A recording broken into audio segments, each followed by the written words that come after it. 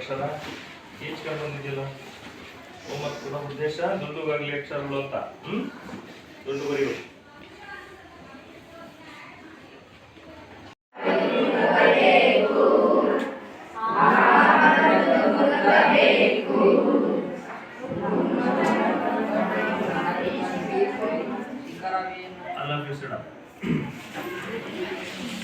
ಈ ಕಡೆಗೆ ವಿದ್ಯಾರ್ಥಿಗಳೇ, ನಾವು ಕಳೆದ ತರಗತಿಯಲ್ಲಿ ಹೊಸ ಹಾಡು ಪದ್ಯ ಭಾಗದ ಕವಿ ಪರಿಚಯ ಹಾಗೂ ಹೊಸ ಹಾಡು ಪದ್ಯದ ಆಶಯ ಭಾವ ಹಾಗೂ ಪದ್ಯ ಭಾಗದ ಬಗ್ಗೆ ಕೆಲವು ಅಂಶಗಳನ್ನು ತಿಳ್ಕೊಂಡಿದ್ದೀವಿ. ಇವತ್ತು ಅದರ ಮುಂದುವರಿದ ಭಾಗವನ್ನ ನೋಡೋಣ.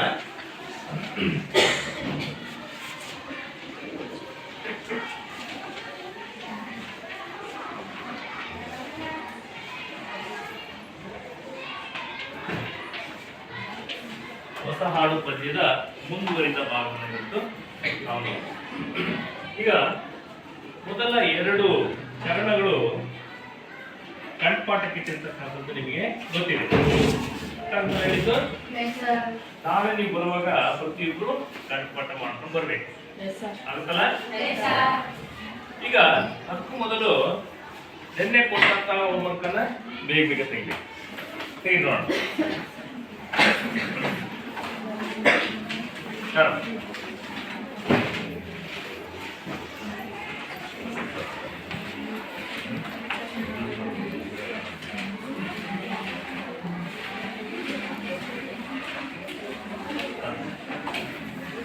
ಕೊಡೋದು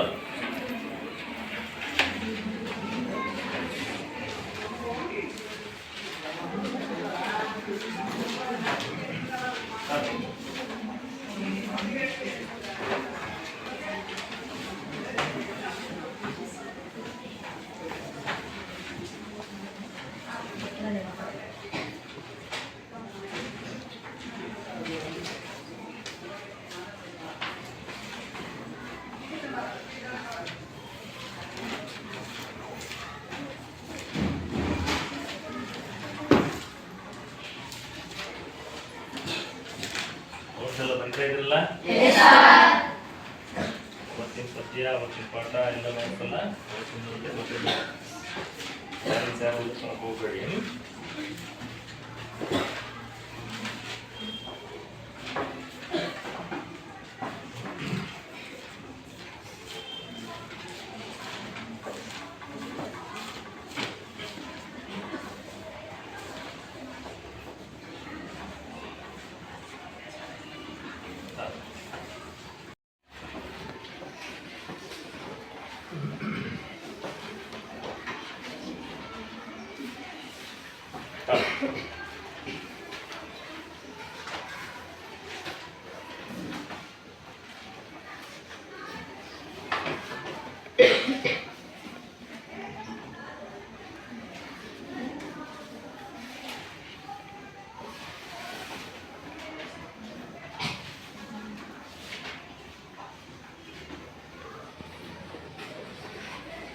ಕೊಡಬೇಕಿಲ್ಲ.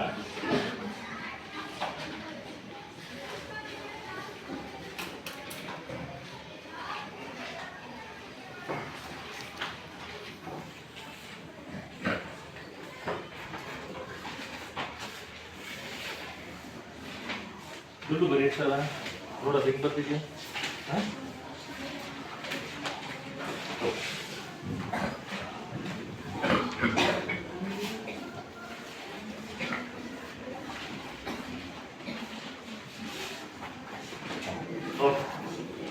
ಈ ಕಡೆ ಕೇಳಿ.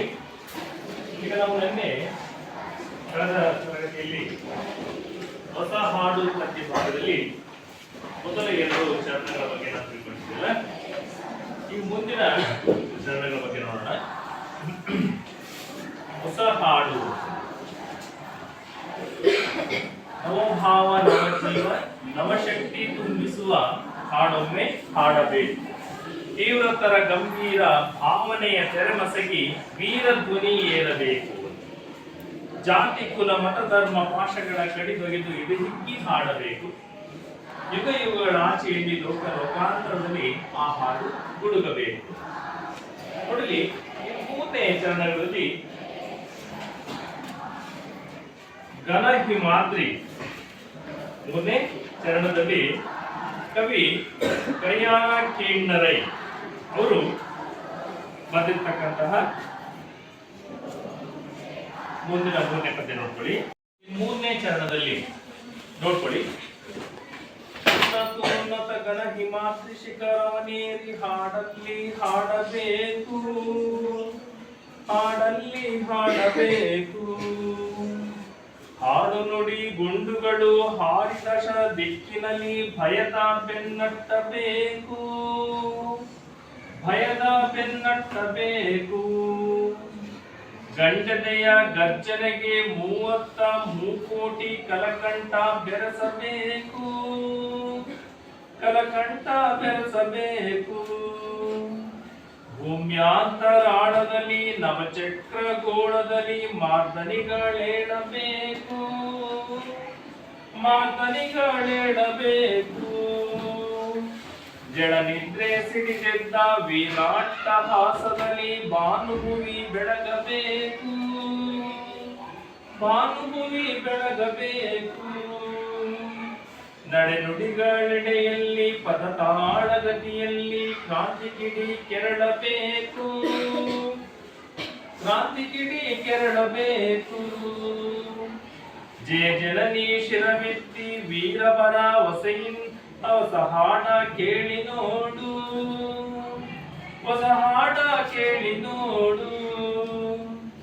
ಇದು ಮೊದಲು ಮುನ್ನಿಲ್ಲ ಮುಗಿದು ತಂದಿನ ಪಾಡು, ಹೊಸತಿಂದು ಹೊಸತು ಹಾಡು, ಹೊಸತಿಂದು ಹೊಸತು ಹಾಡು. ಈ ಕವಿ ಈ ಹೊಸ ಹಾಡು ಪದ್ಯ ಭಾಗದಲ್ಲಿ ಹಲವಾರು ಉದಾಹರಣೆಗಳನ್ನ ಕೊಡ್ತಾ ನಾವು ಹಾಡ್ತಕ್ಕಂತ ಹೊಸ ಹಾಡು ಅದು ಇಂದು ಕೇಳಿರಬಾರ್ದು, ಮುಂದೆ ಕೇಳಬಾರದು. ಆ ಹಾಡು ನಮ್ಮ ಜೀವನದ ದಿಕ್ಕನ್ನೇ ಬದಲಿಸುವಂತಿರಬೇಕು. ಅಂತ ಹಾಡನ್ನು ನಾವು ಹಾಡಬೇಕು ಅಂತಕ್ಕಂಥದ್ದು ಕವಿಯ ಆಶಯ ಕೂಡ.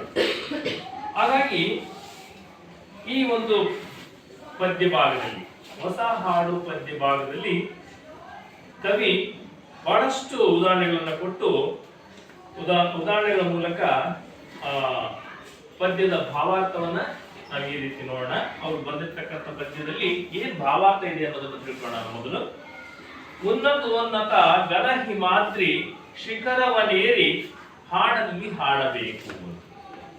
ಉನ್ನತ ಘನ ಹಿಮಾದ್ರಿ ಅಂದ್ರೆ ಭಾರತದ ಉತ್ತರ ತುದಿಯಲ್ಲಿರ್ತಕ್ಕಂತಹ ಪರ್ವತ ಶ್ರೇಣಿ ಯಾವುದು? ಯಾವ ಪರ್ವತ ಶ್ರೇಣಿ ಇದೆ? ಹಿಮಾಲಯ ಪರ್ವತ ಶ್ರೇಣಿ.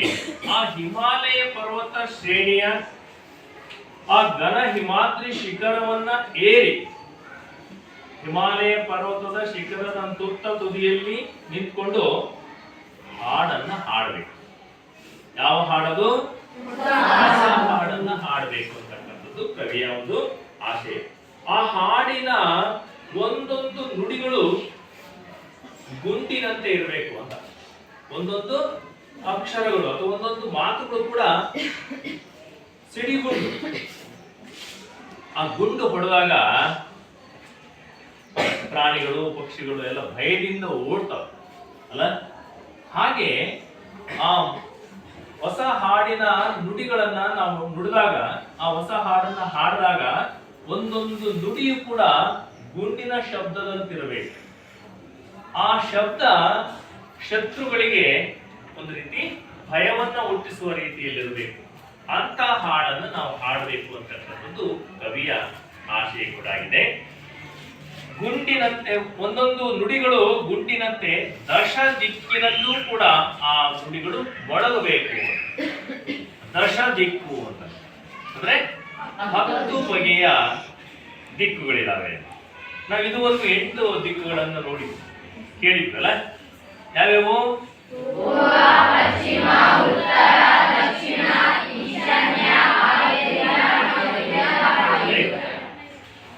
ವಾಯುವ್ಯ ನೈಋತ್ಯ.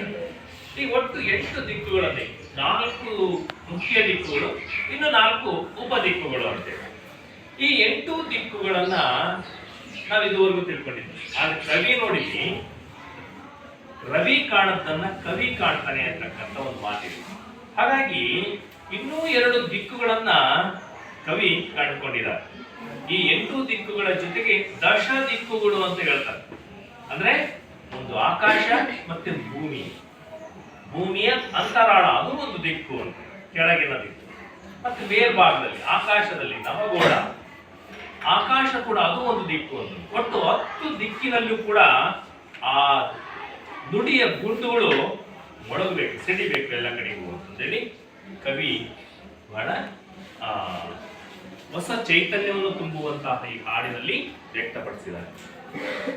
ಆ ದಶ ದಿಕ್ಕಿನಲ್ಲಿ ಹಾರಿ ವೈರಿ ಎಂಬ ಭಯದ ವೈರಿಗಳಿಗೆ, ನಮ್ಮ ದೇಶದ ಶತ್ರುಗಳಿಗೆ ಭಯದ ಬೆನ್ನನ್ನ ಹಚ್ಚಬೇಕು, ಅಂದ್ರೆ ಭಯ ಹುಟ್ಟಬೇಕು. ಅವರು ಬೆನ್ನು ತೋರಿಸಿ, ನಮ್ಮ ದೇಶಕ್ಕೆ ಬೆನ್ನು ತೋರಿಸಿ ಓಡ್ತಿರ್ಬೇಕು ಅಂತ ಹಾಡನ್ನ ಹಾಡಬೇಕು ಅಂತಕ್ಕಂಥದ್ದು ಕವಿಯ ಒಂದು ಆಸೆ ಕೂಡ ಆಗಿದೆ. ಹಾಗೇನೆ ಅದನ್ನೇ ನಾವು ದೇಶ ಪ್ರೇಮ ಅಂತೇಳಿ ಕರಿತೀವಿ.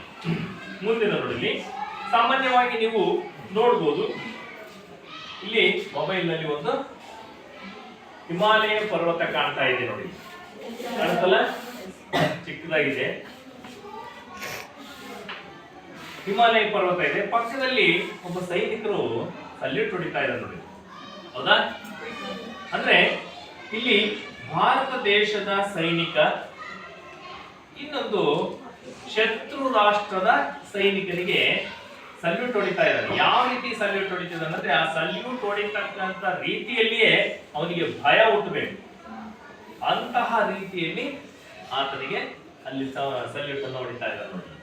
ಇದು ಗಂಡೆದೆಯ ಗರ್ಜನೆ ಅಂತಕ್ಕಂಥದ್ದು ಕೂಡ ಕಾಣಬಹುದಾಗಿದೆ. ಆ ಎದುರಿಗೆ ನಿಂತಿರ್ತಕ್ಕಂಥ ಸೈನಿಕ ಅವನು ಹೊಡಿತಕ್ಕಂಥ ಸಲ್ಯೂಟ್ಗೆ ಹಿಂದಕ್ಕೆ ಬಾಗಿ ನನಗೆ ಎಲ್ಲಿ ನನಗೆ ಹೊಡಿತಾನೋ ಅಂತ, ಅವನ ಕಾಲು ನನಗೆ ತಗಲುತ್ತೋ ಅನ್ನೋ ರೀತಿಯಲ್ಲಿ ಮುಂದೆ ನೋಡ್ಕೊಳ್ಳಿ. ಗಂಡನೆಯ ಗರ್ಜನೆಗೆ 33 ಕೋಟಿ, ಗಂಡನೆಯ ಗರ್ಜನೆಗೆ 33 ಕೋಟಿ ಕರಕಂಠ ಕರೆಸಬೇಕು. ಭೂಮ್ಯಾಂತರಾಳದಲ್ಲಿ ನವಚಕ್ರ ಗೋಳದಲ್ಲಿ ಮಾರ್ದನಿಗಳೇಳಬೇಕು. ಅಂದ್ರೆ ಒಬ್ಬ ಗಂಡೆದೆಯ ನಾಯಕ, ಗಂಡು ಎದೆ ಅಂತ ಅಂದ್ರೆ ಧೈರ್ಯಶಾಲಿಯಾಗಿರ್ತಕ್ಕಂಥ ಒಬ್ಬ ನಾಯಕ, ಆತನ ಒಂದು ಗರ್ಜನೆಗೆ, ಕಾಡಿನಲ್ಲಿ ಸಿಂಹ ಒಂದು ಗರ್ಜನೆ ಹಾಕಿದ್ರೆ ಉಳಿದಂತ ಎಲ್ಲ ಪ್ರಾಣಿಗಳು ಪಕ್ಷಿಗಳು ಅವು ಒಂದು ರೀತಿ ಭಯದಿಂದ ಗೂಡನ್ನು ಸೇರ್ಕೊಂಡ್ಬಿಡ್ತಾರೆ, ಅಥವಾ ಆ ದಾರಿಯನ್ನ ಬಿಟ್ಟು, ಸಿಂಹದ ದಾರಿಯನ್ನ ಬಿಟ್ಟು ಬೇರೆ ದಾರಿಯನ್ನು ಹಿಡಿತಾರೆ. ಹಾಗೆ ಗಂಡು ಎದೆಯ ಒಬ್ಬ ನಾಯಕ ಗರ್ಜನೆ ಮಾಡಿದ್ರೆ ಆತನ ಗರ್ಜನೆಗೆ 33 ಕೋಟಿ ಜನಸಂಖ್ಯೆ. ಅಂದ್ರೆ ಈ ಗಮನವನ್ನು ಬರೆಯುವಾಗ ಭಾರತದ ಜನಸಂಖ್ಯೆ ಅಷ್ಟಿತ್ತೆ, 33 ಕೋಟಿ ಇದೆ. ಈಗ ಎಷ್ಟಾಗಿದೆ? 147 ಕೋಟಿ ಜನಸಂಖ್ಯೆ ಆಗಿದೆ. ಹಾಗಾಗಿ ಆಗ ಇದ್ದಂತ 33 ಕೋಟಿ ಜನ ಆ ಗರ್ಜನೆಗೆ ತಮ್ಮ ಕಂಠವನ್ನು ಸೇರಿಸಬೇಕು. ಅಂದ್ರೆ ಅರ್ಥ ಏನು? ಎಲ್ಲರೂ ಆ ಒಬ್ಬ ನಾಯಕ ಹೇಳಿದಂತಹ ಮಾತಿಗೆ ಎಲ್ಲರೂ ಗೌರವವನ್ನು ಕೊಡಬೇಕು, ಎಲ್ಲರೂ ಧ್ವನಿಗೂಡಿಸ್ಬೇಕು ಅಂತ. ಆಗ ಒಗ್ಗಟ್ಟಿನಲ್ಲಿ ಬಲವಿದೆ ಅಂತಕ್ಕಂಥ ಒಂದು ಮಾತಿಗೆ ಅರ್ಥ ಸಿಗುತ್ತೆ. ಶತ್ರುಗಳಿಗೆ ಭಯ ಹುಟ್ಟುತ್ತೆ. ಗಂಡದೆಯ ಗರ್ಜನೆಗೆ 33 ಕೋಟಿ ಕಳಕಂಠ ಬೆರೆಸಬೇಕು, ನಾವು ಧ್ವನಿಗೂಡಿಸ್ಬೇಕು ಅದಕ್ಕೆ ಅಂತ. ಆ ಹಾಡಿಗೆ ನಾವು ಧ್ವನಿಗೂಡಿಸಿದ್ರೆ ಶತ್ರು ರಾಷ್ಟ್ರದವರು ಭಯ ಬೀಳ್ತಾರೆ. ಆಗ ಆ ಹಾಡು ಎಲ್ಲೆಲ್ಲಿ ಮಾರ್ದನೆಗೊಳ್ಳಬೇಕು?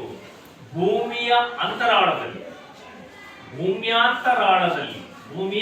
ಅಂತರಾಳದಲ್ಲಿ, ನವಗೋಳ ಚಕ್ರದಲ್ಲಿ, ಆಕಾಶ ಚಕ್ರಗೋಳದವರೆಗೂ ಅದು ಪ್ರತಿಧ್ವನಿಗೊಳ್ಬೇಕು. ಪ್ರತಿಧ್ವನಿ ಅಂದ್ರೆ ಏನಾಗತ್ತೆ?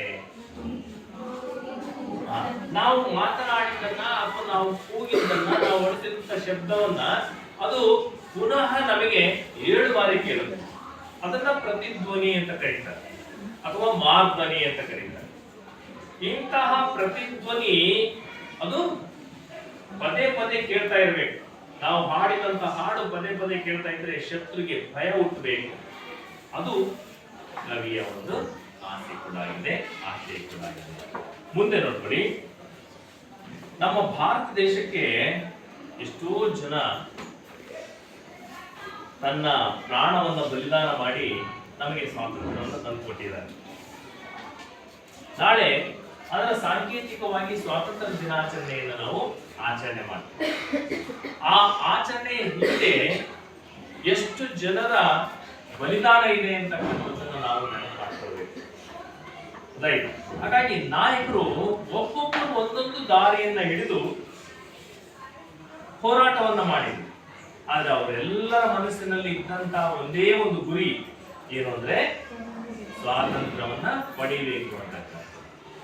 ಕೆಲವರು ಶಾಂತಿ ಮಾರ್ಗವನ್ನ ಅನುಸರಿಸಿದ್ರು, ಕೆಲವರು ಉಗ್ರ ಮಾರ್ಗವನ್ನ ಅನುಸರಿಸಿದ್ರು. ರೈಟ್. ಹಾಗಾಗಿ ಅಂತಹ ನಾಯಕರ ಧ್ವನಿಗೆ ನಾವು ಕೂಡ ಧ್ವನಿಯನ್ನ ಸೇರಿಸಬೇಕು ಅಂತಕ್ಕಂಥದ್ದು ಈ ಪದ್ಯದ ಭಾವವಾಗಿದೆ.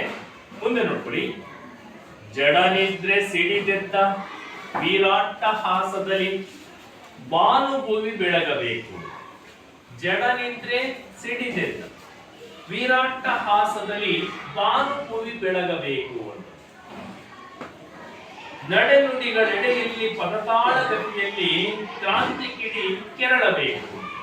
ಅಂದ್ರೆ ಆ ಹಾಡಿನಿಂದ ಜಡ ನಿದ್ರೆಯಲ್ಲಿರುವಂತಹ ಜಡ ನಿದ್ರೆಯಲ್ಲಿ ಇರ್ತಕ್ಕಂಥ ಜನರು ಸಿಡಿದು ಏಳಬೇಕು. ಅಂದ್ರೆ ಎಷ್ಟೋ ಜನ ಏನಾಗಿದೆ ಅಂತಂದ್ರೆ ನಮ್ಗೆ ಯಾಕೆ ಬೇಕು ಬಿಡಪ್ಪ, ಪಕ್ಕದ ಮನೆ ಗಲಾಟೆ ತಾನೆ ಅದು ಅವ್ರು ನೋಡ್ಕೊಂತಾರೆ, ಪಕ್ಕದ ಮನೆ ಬೆಂಕಿ ಬಿದೆ ತಾನೆ ಅದು ಅವ್ರು ಆರಿಸ್ಕೊಂತಾರೆ, ನಮ್ಮನೆಗೆ ಏನಲ್ವಲ್ಲ. ಅಂದ್ರೆ ಈ ರೀತಿಯ ಮನೋಭಾವ ಇರ್ತಕ್ಕಂಥ ಜನರೇ ಹೆಚ್ಚಾಗಿದ್ದಾರೆ. ಪಕ್ಕದ ಮನೆ ಸುಟ್ಟ ಮೇಲೆ ನಮ್ಮನೆನಾದ್ರೂ ಸುಡುತ್ತೆ ಅನ್ನೋ ಒಂದು ಪರಿಜ್ಞಾನ ನಮ್ಗಿರ್ಬೇಕು. ಈ ರೀತಿಯ ಜಡನಿದ್ರೆಯಲ್ಲಿ ಇರ್ತಕ್ಕಂಥವರು ಅವರು ಎಚ್ಚೆತ್ತುಕೊಂಡು ಈ ಹೋರಾಟದಲ್ಲಿ ಪಾಲ್ಗೊಳ್ಳೋ ರೀತಿಯಲ್ಲಿ ಇರಬೇಕು ಅಂತಕ್ಕಂಥದ್ದು ಕವಿಯ ಆಶಯ. ಜಡನಿದ್ರೆ ಸಿಡಿದಿದ್ದ ವೀರಾಟ್ಟ ಹಾಸದಲ್ಲಿ ಭಾನುಭೂಮಿ ಬೆಳಗಬೇಕು. ಅಂದ್ರೆ ಆ ನಿದ್ರೆಯಿಂದ ಅರೆನಿದ್ರೆಯಲ್ಲಿ ಇರ್ತಕ್ಕಂಥ ಜನ ಎಚ್ಚೆತ್ಕೊಳ್ಬೇಕು, ಅವರು ಸಿಡಿದು ನಿಲ್ಲಬೇಕು. ಆಗ ಯಾವ್ದಾದ್ರು ಒಂದು ಅದನ್ನೇ ಕ್ರಾಂತಿ ಅಂತ ಕರೀತಾರೆ. ಗೊತ್ತಾಯ್ತು? ಅಂದ್ರೆ ತತ್ಕ್ಷಣದ ಬದಲಾವಣೆ ಆಗ್ಬೇಕು. ಆ ಬದಲಾವಣೆಯಿಂದ ಯಾವ್ದಾದ್ರೂ ಒಂದು ಗುರಿಯನ್ನು ಮುಟ್ಟೋದಕ್ಕೆ ನಾವು ಸಾಧ್ಯ ಆಗುತ್ತೆ, ನಾವು ಇಟ್ಕೊಂಡಂತ ಗುರಿಯನ್ನು ತಲುಪೋದಕ್ಕೆ ಸಾಧ್ಯ ಆಗುತ್ತೆ. ಆ ಸ್ವಾತಂತ್ರ್ಯ ಹೋರಾಟಗಾರರು ಮುಂದೆ ಗುರಿ ಇಟ್ಕೊಂಡಿದ್ದು ನಾವು ಸ್ವಾತಂತ್ರ್ಯ ಪಡೀಲೇಬೇಕು ಅಂತಕ್ಕಂಥ ಗುರಿ. ಹಾಗಾಗಿ ಎಲ್ಲರೂ ಕೂಡ ಎಚ್ಚೆತ್ತುಕೊಂಡು ಹೋರಾಟದಲ್ಲಿ ಪಾಲ್ಗೊಂಡು ಕೈ ಜೋಡಿಸಿದ್ರು. ಹಾಗಾಗಿ ಅದರ ಪ್ರತಿಫಲವಾಗಿ ಇವತ್ತು ನಾವು ಸ್ವಾತಂತ್ರ್ಯದ ಒಂದು ಸ್ವಾತಂತ್ರ್ಯವನ್ನ ರುಚಿಯನ್ನು ನಾವು ಅನುಭವಿಸ್ತಾ ಇದ್ದೀವಿ. ಅದರ ಒಂದು ಸಂಪೂರ್ಣವಾಗಿರ್ತಕ್ಕಂಥ ಲಾಭವನ್ನ ನೀವು ಪಡ್ಕೊಳ್ತಾ ಇದ್ದೀವಿ. ಆದ್ರೆ ಅದರಿಂದ ಇರ್ತಕ್ಕಂಥ ಬಲಿದಾನ ತುಂಬಾ ಜನರ ಶ್ರಮ, ಪ್ರಾಣತ್ಯಾಗನೆ ಇದೆ ಅಂತಕ್ಕಂಥದ್ದನ್ನು ನಾವು ತಿಳ್ಕೊಳ್ಬೇಕು. ನಡೆ ನುಡಿಗಳ ಎಡೆಯಲ್ಲಿ ನಮ್ಮ ಮಾತುಗಳು, ನಮ್ಮ ನಡೆಯಲ್ಲಿ, ನಮ್ಮ ನುಡಿಯಲ್ಲಿ ಎಲ್ಲವೂ ಕೂಡ ಅವು ಹೇಗಿರ್ಬೇಕು? ಪದತಾಳ ಗತಿಯಲ್ಲಿ ಕ್ರಾಂತಿ ಕಿಡಿ ಕೆರಳಬೇಕು ಅಂತ. ನಾವು ಮಾತನಾಡ್ತಕ್ಕಂಥ ಮಾತಾಗಿರ್ಬೋದು, ನಮ್ಮ ನಡೆ ನುಡಿ ಆಗಿರ್ಬೋದು, ಅದೆಲ್ಲವೂ ಕೂಡ ಪ್ರತಿಯೊಬ್ಬರ ನಡೆ ನುಡಿಗಳಲ್ಲಿ ಪದತಾಳ ಗತಿಯಲ್ಲಿ ಹಾಡಿನಿಂದ ಕ್ರಾಂತಿಯ ಕಿಡಿ ಕೆರಳಬೇಕು. ನಮ್ಮ ಮಾತುಗಳು, ನಮ್ಮ ನಡತೆ ಇವನ್ನು ನೋಡಿದಾಗ ಬೇರೆಯವರಿಗೆ ಅದು ಮಾರ್ಗದರ್ಶನವಾಗಿರಬೇಕು ಅಂತ. ನಮ್ಮನ್ನು ನೋಡಿ ಇನ್ನೂ 4 ಜನ ಅನುಸರಿಸೋರು ಇರ್ತಾರೆ. ನಮ್ಮನ್ನು ನೋಡಿ ಕೆಲವರು ಇದ್ರೆ ಹೆಂಗಿರ್ಬೇಕು ಅಂತ ಯೋಚನೆ ಮಾಡ್ತಿರ್ತಾರೆ. ಅಂತವರಿಗೆ ನಾವು ಮಾದರಿಯಾಗಿರ್ಬೇಕು. ಹಾಗಾಗಿನೇನೆ ಇವತ್ತು ಭಾರತ ದೇಶ ವಿಶ್ವದಲ್ಲಿಯೇ ಒಂದು ರೀತಿ ಎಲ್ಲ ದೇಶಗಳು ನಮ್ಮ ದೇಶದ ಕಡೆ ತಿರುಗಿ ನೋಡೋ ಹಾಗೆ ಆಗಿದೆ. ಅದರ ಅರ್ಥ ಏನು ಅಂತಂದ್ರೆ ಇಲ್ಲಿರ್ತಕ್ಕಂಥ ಜನ ಸಾಮೂಹಿಕವಾಗಿ ಒಗ್ಗಟ್ಟನ್ನ ಪ್ರದರ್ಶನ ಮಾಡಿದಾಗ ಒಮ್ಮತ ಇದ್ರೆ ಎಲ್ಲರೂ ಕೂಡ ಎಲ್ಲರ ಗಮನವನ್ನು ಸೆಳೆಯೋದಕ್ಕೆ ಸಾಧ್ಯ ಆಗುತ್ತೆ ಅಂತಕ್ಕಂಥದ್ದು ನಾವಿಲ್ಲಿ ಕಾಣ್ಬೋದಾಗಿದೆ. ಅದಕ್ಕೆ ಹೇಳ್ತಾರೆ ನೋಡಿ, ಇಲ್ಲಿ ಒಗ್ಗಟ್ಟಿನಲ್ಲಿ ಬಲವಿದೆ ಅಂತ. ನೀವು ನೋಡ್ಬೋದು, ಈ ಚಿತ್ರ ನೋಡಿದ್ರೆ ಗೊತ್ತಾಗುತ್ತೆ ನಿಮಗೆ. ನಾವೆಲ್ಲ ಕೈ ಜೋಡಿಸಿದ್ರೆ ಯಾವುದೇ ರೀತಿಯ ಅನ್ಯಾಯ ಅಕ್ರಮಗಳಿಗೆ ಬೆಂಬಲಿಸದೆ ನ್ಯಾಯ, ನೀತಿ, ಧರ್ಮ, ಶಾಂತಿ ಇವುಗಳಿಗೆ ನಾವು ಕೈ ಜೋಡಿಸಿದ್ರೆ ಬಲಿಷ್ಠವಾಗಿರ್ತಕ್ಕಂಥ ರಾಷ್ಟ್ರವನ್ನು ಕಟ್ಟೋದಕ್ಕೆ ಸಾಧ್ಯ ಆಗುತ್ತೆ. ಈ ಒಂದು ಪದ್ಯದಲ್ಲಿ ತಿಳ್ಕೊಳ್ಬಹುದಾಗಿದೆ. ಮುಂದಿನ ಪದ್ಯ ನೋಡ್ಕೊಳ್ಳಿ. ಜಯ ಜನನಿ ಶಿರವೆತ್ತಿ, ಜಯ ಜನನಿ ಶಿರವೆತ್ತಿ ವೀರ ಭರವಸೆಯಿಂದ ಹೊಸ ಹಾಡ ಕೇಳಿ ನೋಡು. ಇದೋ ಮೊದಲು ಮುನ್ನಿಲ್ಲ, ಇದೋ ಮೊದಲು ಮುನ್ನಿಲ್ಲ, ಮುಗಿದು ನಂದಿನ ಪಾಡು, ಹೊಸತಿಂದು ಹೊಸತು ಹಾಡು. ಅಂದ್ರೆ ತಾಯಿ ಭಾರತ ಮಾತೆ ಒಮ್ಮೆ ನಿನ್ನ ತಲೆಯನ್ನ ಎತ್ತಿ ವೀರ ಭರವಸೆಯಿಂದ ಈ ಹೊಸ ಹಾಡನ್ನ ಕೇಳಿ ನೋಡು. ಕವಿ ವಿನಂತಿ ಮಾಡ್ಕೊಳ್ತಾ ಇದ್ದಾರೆ, ಭಾರತ ಮಾತೆಯಲ್ಲಿ ಕೇಳ್ಕೊಳ್ತಾ ಇದ್ದಾರೆ, ತಾಯಿ ಭಾರತ ಮಾತೆ ಒಮ್ಮೆ ನೀನು ತಲೆ ಎತ್ತಿ, ಶಿರವೆತ್ತಿ, ತಲೆಯನ್ನ ಎತ್ತಿ ಈ ಹೊಸ ಹಾಡನ್ನ ಕೇಳಿ ನೋಡು. ಇದು ಮೊದಲು, ಮುಂದೆ ಇಂತಹ ದುಸ್ಥಿತಿ ನಿನಗೆ ಇರೋದಿಲ್ಲ. ಇಷ್ಟು ದಿನ ನೀನು ಬೇರೆಯವರ ಸಂಕೋಲೆಯಲ್ಲಿ ಬಂದಿಯಾಗಿದೆ. ಅಂದ್ರೆ ಅದರ ಅರ್ಥ ಏನು? ನಮ್ಮ ಭಾರತ ದೇಶವನ್ನ ಹಿಂದೆ ಫ್ರೆಂಚರು, ಡಚ್ಚರು, ಪೋರ್ಚುಗೀಸರು, ಆನಂತರ ಬ್ರಿಟಿಷ್ ಎಲ್ಲರೂ ಕೂಡ ಇಲ್ಲಿ ಬಂದಂತ ಜನ ಆಳ್ವಿಕೆ ನಡೆಸಿ ತಮ್ಮದೇ ಆದ ರೀತಿಯಲ್ಲಿ ಆಡಳಿತ ನಡೆಸಿ ಇಡೀ ದೇಶವನ್ನೇ ದೋಚ್ಕೊಂಡು ಹೋಗ್ಬಿಟ್ಟು. ಅದರಲ್ಲೂ ಬ್ರಿಟಿಷರಂತೂ ಸುಮಾರು 2 ಶತಮಾನಗಳ ಕಾಲ, 200 ವರ್ಷಗಳ ಕಾಲ ಭಾರತ ದೇಶವನ್ನು ಸಂಪೂರ್ಣವಾಗಿ ದೋಚ್ಬಿಟ್ಟು ಅವರ ಒಂದು ಸಂಕೋಲೆಯಿಂದ ಈ ದುಸ್ಥಿತಿ, ಭಾರತ ದೇಶಕ್ಕೆ ಬಂದಂತ ದುಸ್ಥಿತಿ ಇನ್ನು ಮುಂದೆ ಬರೋದಿಲ್ಲ. ತಾಯಿ ಭಾರತ ಮಾತೆ ಒಮ್ಮೆ ನೀನು ತಲೆ ಎತ್ತಿ ನೋಡು. ನಿನಗೆ ಇದ್ದಂತಹ ದುಸ್ಥಿತಿ ಮುಂದೆ ಬರೋದಿಲ್ಲ. ಇದೋ ಮೊದಲು ಮುಂದಿಲ್ಲ. ಹಿಂದೆ ಇದ್ದಂತಹ ದುಸ್ಥಿತಿ ಇನ್ನು ಮುಂದೆ ನಿನಗೆ ಬರೋದಿಲ್ಲ. ಮುಗಿದು ನಂದಿನ ಪಾಡು, ಇಲ್ಲಿಗೆ ಮುಗಿದೋಗಿದೆ. ಆ ದಿನದ ದುಸ್ಥಿತಿಯ ಪಾಡು ಮುಗಿದಿದೆ. ಇನ್ನೇನಿದ್ರು ಹೊಸ ಜೀವನ, ನವ ಜೀವ, ನವ ಭಾವ, ನವಶಕ್ತಿ ತುಂಬಿಸುವಂತ ಹಾಡನ್ನ ನಾವು ಹಾಡ್ತಾ ಇದ್ದೀವಿ. ಒಂದು ಸಾರಿ ತಲೆ ಎತ್ತಿ ಹಾಡನ್ನ ಕೇಳು. ಹೊಸತಿಂದು ಹೊಸತು ಹಾಡು, ಇದು ಹೊಸ ಹಾಡು. ಈ ಹಾಡನ್ನ ಒಮ್ಮೆ ನೀನು ಒಂದ್ಸರಿ ಕೇಳು. ಇನ್ನು ಮುಂದೆ ನಿನಗೆ ಇಂಥ ದುಸ್ಥಿತಿ, ಬಂದಂತ ದುಸ್ಥಿತಿ ಬರುವುದಿಲ್ಲ ಅಂತಕ್ಕಂಥದ್ದು ಈ ಒಂದು ಪ್ರತಿಭಾನ ತಾತ್ಪರ್ಯ. ಅಂದ್ರೆ ಒಟ್ಟಾರೆಯಾಗಿ ನಾವು ಈ ಪದ್ಯವನ್ನು ನೋಡಿದಾಗ ಕವಿ ಕೈಯಾರ ಕೇಂದ್ರೈ ಹೊಸ ಹಾಡನ್ನು ನಾವು ಹಾಡಬೇಕು. ಆ ಹಾಡು ನಮ್ಮ ಜೀವನದ ದಿಕ್ಕನ್ನೇ ಬದಲಿಸುವಂತಿರಬೇಕು. ಹೊಸ ಚೈತನ್ಯವನ್ನ ತುಂಬುವಂತಹ, ಹೊಸ ಭಾವನೆಯನ್ನ ಬೆಳೆಸುವಂತಹ, ಹೊಸ ಜೀವನವನ್ನ ನಡೆಸುವಂತಹ ಹಾಡು ಅದಾಗಿರ್ಬೇಕು. ಅಂತ ಹಾಡನ್ನ ನಾವು ಹಾಡಬೇಕು. ನಮ್ಮ ಮನಸ್ಸಿನಲ್ಲಿರ್ತಕ್ಕಂತಹ ಮೂಢನಂಬಿಕೆ ಅಥವಾ ಹಳೆಯ ಕಂದಾಚಾರಗಳು, ಅಂತ ಭಾವನೆಗಳನ್ನೆಲ್ಲ ಅವನ್ನೆಲ್ಲ ಕಿತ್ತು ಎಸೆದು ಆ ಹೊಸ ಹಾಡು ಆಡ್ತಕ್ಕಂಥದ್ದು ವೀರ ಧ್ವನಿಯಾಗಿರಬೇಕು. ಅಂತ ಹಾಡನ್ನ ಆಡಬೇಕು. ಮತ್ತೆ ನಮ್ಮಲ್ಲಿ ಉಂಟಾಕೊಂಡಿರ್ತಕ್ಕಂಥ ಜಾತಿ, ಕುಲ, ಮತ, ಧರ್ಮ ಇವೆಲ್ಲವನ್ನು ಕೂಡ ಕಡಿದೊಗೆದು ನಾವು ಎದೆ ಹಿಕ್ಕಿ ಸಂತೋಷದಿಂದ ಆ ಹಾಡನ್ನ ಆಡಬೇಕು. ಅದೇ ರೀತಿ ಎಷ್ಟೇ ಯುಗಗಳು ಕಳೆದ್ರು ಕೂಡ, ಎಷ್ಟೇ ಲೋಕಗಳು ಜಗತ್ತೇ ಸುತ್ತೋದ್ರು ಕೂಡ ಈ ಹಾಡು ಎಲ್ಲ ಕಡೆಗೂ ಮಾರ್ದನೆ ಬರಬೇಕು, ಗುಡುಗಬೇಕು. ಎಲ್ಲ ಕಡೆಗೂ ಅದು ಶಬ್ದವನ್ನು ಮಾಡಬೇಕು. ಅಂತ ಹಾಡನ್ನ ಆಡ್ಬೇಕು. ಆ ಹಾಡು ಎಲ್ಲಿ ಆಡ್ಬೇಕು? ಉನ್ನತವಾಗಿರ್ತಕ್ಕಂಥ, ಎತ್ತರವಾಗಿರ್ತಕ್ಕಂಥ ಹಿಮಾಲಯ ಪರ್ವತ ಶ್ರೇಣಿಯ ತುತ್ತ ತುದಿಯಲ್ಲಿ ಹೋಗಿ ಹಾಡನ್ನ ಹಾಡಬೇಕು. ಅದು ಎಲ್ಲ 10 ದಿಕ್ಕುಗಳಿಗೂ ಕೂಡ ಅದು ಮೊಳಗಬೇಕು. 10 ದಿಕ್ಕಿಗೂ ಅದು ಹರಡಬೇಕು. ಪ್ರತಿಧ್ವನಿಗಳು ಬರಬೇಕು. ಆ ಧ್ವನಿ ಹಾಡು, ಆ ಹಾಡನ್ನು ಕೇಳಿದಂತ ಶತ್ರು ರಾಷ್ಟ್ರದವರು ಅವರಿಗೆ ಭಯ ಹುಟ್ಟಬೇಕು ಅಂತ ಹಾಡನ್ನ ಹಾಡಬೇಕು. ಮತ್ತೆ ಒಬ್ಬ ನಾಯಕ ಗಂಡೆದೆಯ ಗರ್ಜನೆ ಮಾಡ್ತಕ್ಕಂಥ ಒಬ್ಬ ನಾಯಕ ಇದ್ದ ಅಂದ್ರೆ ಅವನಿಗೆ ನಾವೆಲ್ಲರೂ ಕೂಡ ಕೈಯನ್ನ ಜೋಡಿಸ್ಬೇಕು, ಕಡಕಂಠ ಬೆಳೆಸ್ಬೇಕು, ಅವನ ಧ್ವನಿಗೆ ನಮ್ಮ ಧ್ವನಿಯನ್ನ ಸೇರಿಸ್ಬೇಕು, ಅವನ ಕೈಗೆ ನಮ್ಮ ಕೈಯನ್ನ ಕೊಟ್ಟು ಶಕ್ತಿಯನ್ನು ತುಂಬಬೇಕು. ಅವನ ಶಕ್ತಿ ಜೊತೆಗೆ ನಮ್ಮ ಶಕ್ತಿ ತುಂಬಿದ್ರೆ ಇನ್ನೂ ದೇಶವನ್ನು ಬಲಿಷ್ಠಗೊಳಿಸ್ತಾನೆ ಅಂತಕ್ಕಂಥ ಒಂದು ಅಂಶವನ್ನು ನಾವು ಚಿತ್ರದಲ್ಲಿ ಕಾಣಬಹುದು. ಅಷ್ಟೇ ಅಲ್ಲ, ಇನ್ನೂ ಕೆಲವರು ಇಷ್ಟೆಲ್ಲ ಹಾಗೂ ಇನ್ನೂ ಕೆಲವರು ಜಡನಿದ್ರೆಯಲ್ಲಿರ್ತಕ್ಕಂಥವ್ರು ಅವ್ರನ್ನೆಲ್ಲ ಬಡಿದೆಬ್ಬಿಸಿ ಅವರಿಗೆ ಈ ಹೊಸ ಹಾಡಿನ ಬಗ್ಗೆ ತಿಳುವಳಿಕೆಯನ್ನು ಕೊಡಬೇಕು. ಜೊತೆಗೆ ಅವರಿಗೆ ಈ ಆಕಾಶ ಭೂಮಿಯಲ್ಲಿ ಮೊಳಗುವ ರೀತಿಯಲ್ಲಿ ಹಾಡನ್ನ ಹಾಡಬೇಕು. ಅವರನ್ನ ಎಚ್ಚೆತ್ತುಕೊಂಡು ಅವರು ಧ್ವನಿಯನ್ನ ಕೂಡಿಸ್ಬೇಕು. ಆ ಧ್ವನಿ ವಿರಾಟ ಹಾಸದಲ್ಲಿ ಭಾನುಭೂಮಿ ಬೆಳಗಬೇಕು, ವೀರತೆಯಿಂದ ಕೂಡಿರಬೇಕು. ಆಕಾಶ ಭೂಮಿಯಲ್ಲಿ ಅದು ಬೆಳಗಬೇಕು, ಕ್ರಾಂತಿಯ ಕಿಡಿಯನ್ನ ಹೊತ್ತಿಸಬೇಕು ಅನ್ನೋದು ಈ ಒಂದು ಪದ್ಯದಲ್ಲಿ ಬರ್ತಕ್ಕಂಥ ಅಂಶ ಆಗಿದೆ. ಅಷ್ಟೇ ಅಲ್ಲ, ಕೊನೆಯದಾಗಿ ಕೇಳ್ಕೊಳ್ತಾರೆ ಕವಿ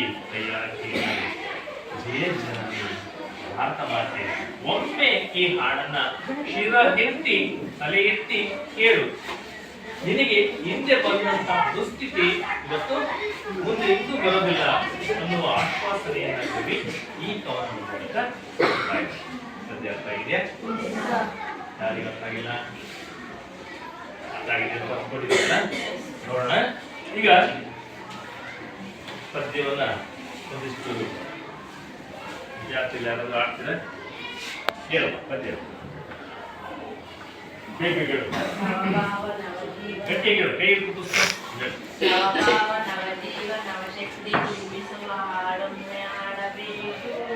ತೀವ್ರತರ ಗಂಭೀರ ಭಾವನೆ ತೆರೆಮಸಗಿ ವೀರದನಿಗೇರಬೇಕು ಜಾತಿಕೃತ ಮತಧರ್ಮ ಪಾಶಗಳ ಕಡೆದೊರೆದು ಎದೆಯಿಕ್ಕಿ ಆಡಬೇಕು. ಯುಗ ಯುಗಗಳಾಚೆಯಲ್ಲಿ ಲೋಕಾಂತರದಲ್ಲಿ ಹಾಡು ಹುಡುಗಬೇಕು. ಉನ್ನತೋನ್ನತ ಗಗರಿಮಾದ ಶಿಖರವನೇರಿ ಹಾಡಲ್ಲಿ ಆಡಬೇಕು. ಹಾಡು ನುಡಿ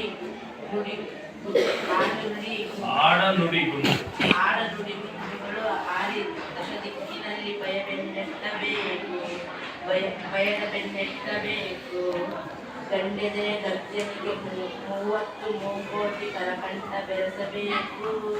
ಭೂಮ್ಯಾತರದಲ್ಲಿ ನವಚಕ್ರ ಗೋಳದಲ್ಲಿ ಮಾರ್ಗನಿಗೊಳ್ಳಬೇಕು.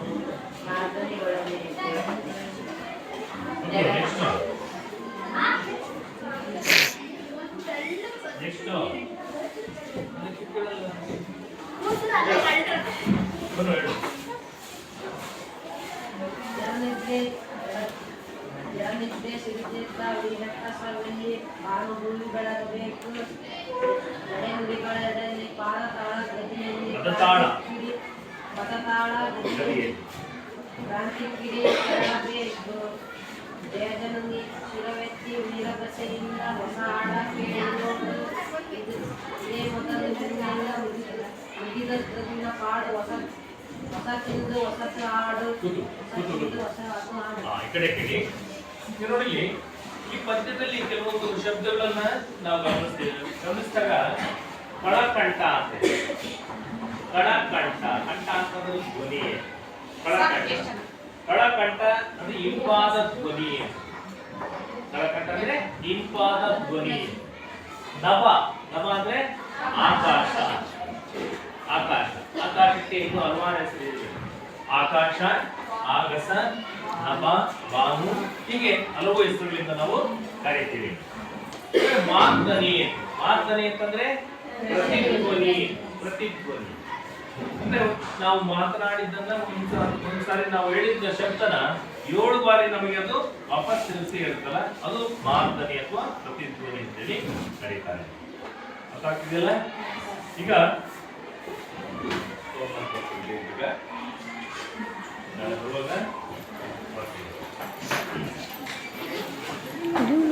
ಮೊದಲ 2 ಪದ್ಯಗಳು ಕಂಠಪಾಠಕ್ಕಿದ್ದಾವೆ. ನಾಳೆ ಬರುವಾಗ ಕಂಠಪಾಠ ಮಾಡ್ಕೊಳ್ಬೇಕು. ಜೊತೆಗೆ 2 ಪ್ರಶ್ನೆಗೆ ಉತ್ತರವನ್ನು ಕೊಡ್ತೀನಿ.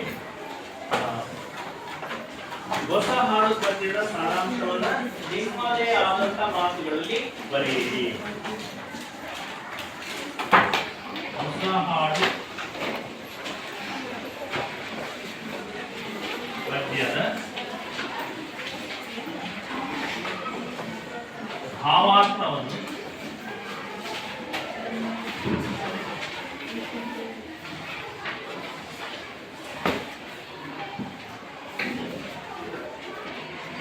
ನಿಮ್ಮದೇ ಆದ ಮಾತುಗಳಲ್ಲಿ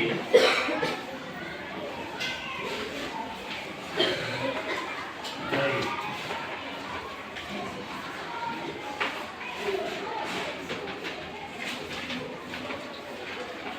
ಪ್ರಶ್ನೆ ಬರ್ಕೊಳ್ಳಿ.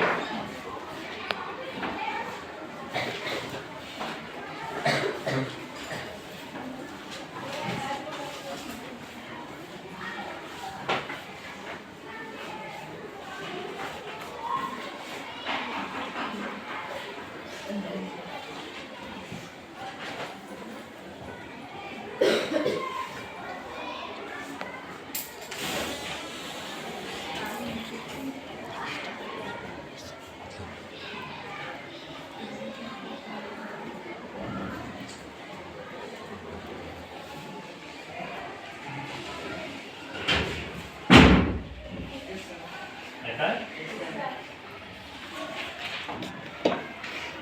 ಬರ್ಕೊಂಡ್ರೆ ಈ ಪ್ರಶ್ನೆನ ಈ ಪ್ರಶ್ನೆಗೆ ನಾಳೆ ಬರುವಾಗ ನೋಡ್ಕೊಂಡ್ಬರ್ಬೇಕು. ಜೊತೆಗೆ ಮೊದಲ 2 ಚರಣಗಳನ್ನು ಪಾಠ ಮಾಡ್ಕೊಂಡ್ಬರ್ಬೇಕು. ಆಗುತ್ತಲ್ಲ? ಓಕೆ.